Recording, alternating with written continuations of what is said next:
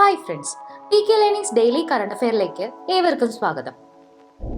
Space X റോക്കറ്റിൽ ബഹിരാകാശത്തെത്തിയ കേരളത്തിൽ നിർമ്മിച്ച ചെറു ഉപഗ്രഹം ഏതാണ്? നില.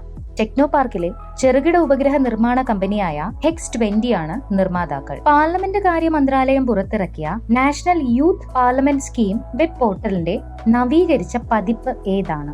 NYPS 2.0. ഇന്ത്യയും ജർമ്മനിയും തമ്മിലുള്ള ഫുട്ബോൾ ബന്ധം ശക്തിപ്പെടുത്തുന്നതിന്റെ ഭാഗമായി ജർമ്മൻ ആഭ്യന്തര ഫുട്ബോൾ ടൂർണമെന്റായ DFB പോക്കൽ ഇന്ത്യയിൽ സംപ്രേഷണം ചെയ്യുന്നത്.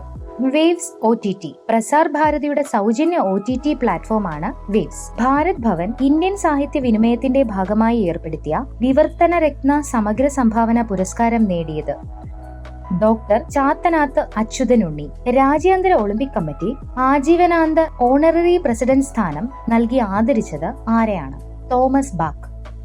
8 ലക്ഷം വർഷങ്ങൾക്കിടയിൽ ആദ്യമായി അന്തരീക്ഷത്തിലെ കാർബൺ ഡയോക്സൈഡിന്റെ അളവ് എത്രയായി കൂടിയെന്നാണ് ലോക കാലാവസ്ഥാ സംഘടന റിപ്പോർട്ട് ചെയ്തത്. 420 പാർട്സ് പെർ മില്യൺ. വിഴിഞ്ഞം രാജ്യാന്തര തുറമുഖത്തെ ദേശീയ റെയിൽവേ ശൃംഖലയുമായി ബന്ധിപ്പിക്കുന്ന ഭൂഗർഭ റെയിൽപാത ഏതാണ്? വിഴിഞ്ഞം ബാലരാമപുരം ഭൂഗർഭ റെയിൽപാത.